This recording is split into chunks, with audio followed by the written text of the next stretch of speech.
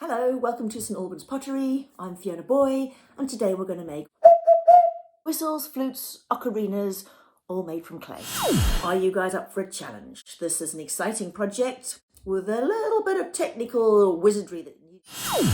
We're going to be making these little hedgehog shapes.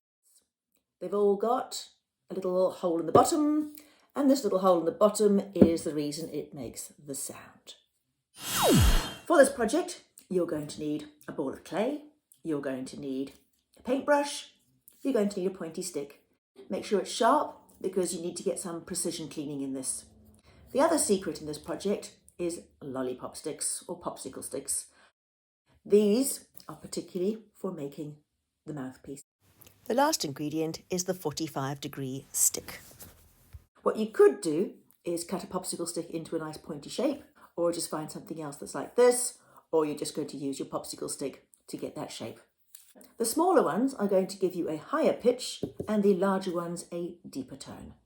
If you put holes in them, you will then create variants where you can put your fingers over the holes. So this one over here has got some holes in it, and you can put your fingers over it and play it that way. The secret to them is getting the right angles and sizes for these little holes at the bottom. The trickiest part of this project is to get the tone. One word of advice is to take your time with this project. Once you've built the shape, let it harden, leave it for an hour before you then cut the hole. Once you actually get a tune out of it, leave it alone, let it harden before you do anything else. So what you need are 3 balls of clay. A big one, a middle-sized one, and a small one. That's going to be the body, that's going to be the underneath, and that's going to be the mouthpiece. The first thing we want to do is get our middle-sized one. And we're going to squish it flat, and then we're going to roll it. And then I'm going to pinch my pinch pot.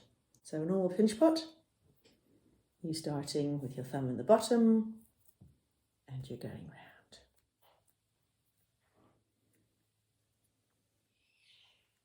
round.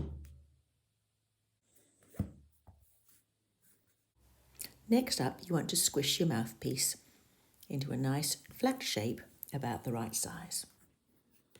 Then you want to cut away your bottom so it is the same shape and size as the body. Next up, you're going to use your pointy stick and do some cross hatching. You're going to make little marks one way and the other, drawing on little hashtags on both the top and the bottom. Then you get your water and you dab it on.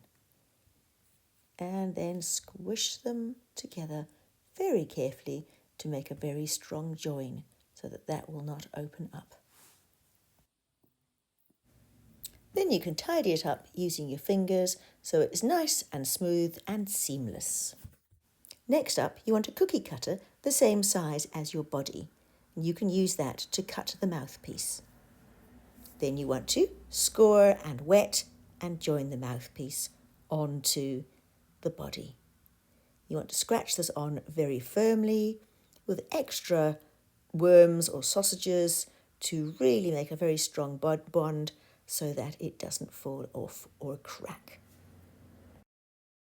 You now have a perfect, smooth, sealed form, just perfect for decorating any which way you fancy. Then it's time to pierce the mouthpiece using your lollipop stick. You need to push it in parallel to the base plate, push, push, push, and you will know when you break through into the big cavity area. Check that it's nice and straight. Then you can smooth it off with your fingers and set it aside to dry. This next part is a little bit more technical. You need to be able to work out where to put the hole. Where you're aiming for is just inside the cavity at the bottom, just beyond the mouthpiece. And you can use your lollipop stick to help mark out exactly where you need to cut it. You can create a little square just behind the mouthpiece, which you can then cut out with your pointy stick. The single most important thing to get the sound out is this 45-degree angle. The air must come through the mouthpiece and split at the 45 degrees. You'll need to be iterative in terms of using your fingers, testing it, using the tools, testing it, and carrying on. And then finally, The sound will come out and it will work and you will be delighted. And then you should leave it to dry before you do any more decorating, painting or fiddling. Have fun.